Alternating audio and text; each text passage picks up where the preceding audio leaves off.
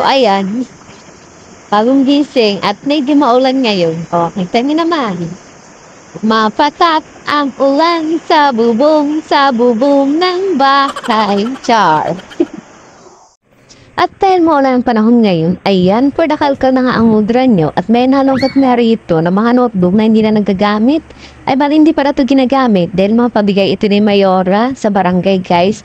Kaya naman itong mudra nyo for the trip ang person. At dahil malapit na nga ang pasokan, ito't naghahanda na nga ako ng mga gamit ng mga junakis ko. At nakita ko nga itong notebook, kaysa naman bumili ako ng bago, mas maganda rin itong i-repair. At pangkuti-kutingin ko na nga para makatipid naman ako. Kaysa naman gumastos pa.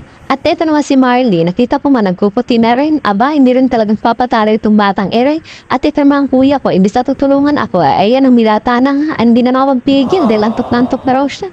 Wala na nga siya sa sapi, nasa saig na nga lang ng trug at kinigising ko nga. Ang sabi ko nga, tulungan ako. Pero di bali na nga lang at carry ko naman mag-isa. Medyo nare-relax-relax din kasi ang katawan ko nito at may naalala ako nung kabataan ko pa, Bata pa naman talaga ako ngayon guys. Hindi, nung nag-aaral kasi ako, naalala ko itong gumagawa talaga at nagtatahi talaga akong notebook. Kayo guys, na-experience din naman nito nung high school kayo. Nagtatahi ng notebook. Memorable talaga sa akin to pagtatahi guys, lalo na nung nag-aaral ako nung kapanahonan ko. Paano ba naman, mas sagad mas madami ang spring ng notebook ko at naiinis ako kapag pinapasok ko sa bag dahil nagkakabuhol-buhol nga naman. At isa pa guys, wala talaga nang turo sa akin magtahi. Sadyang talent skills ko talaga yan, Sa panahon ngayon guys, mas maganda na yung nakakatipid-tipid tayo kaysa naman gumastos tayo ng pagkamahal-mahal.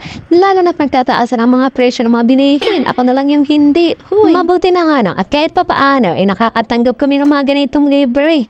Nung panahon ko kasi, wala. Talaga namang magtsatsaga ka at magsisipag kang mag-aral para magkaroon ka ng mga notebook. Siyempre, sisipagan mo rin hanggang sa makatapos ka. Ganun talaga ang buhay. Pag walang tiyaga, walang nilaga. Kaya naman hanggang sa matapos ako, ayan, at medyo madami-dami na nga itong natahi ko at malapit na nga akong matapos. At ayan na nga, sa wakas ay natapos na rin ang aking paghihirap. At eto na nga lahat ng notebook na nagawa ko, so wala na nga akong problemahin. Ready ng pagpasok ng mga junakis ko, so hanggang dito na lang.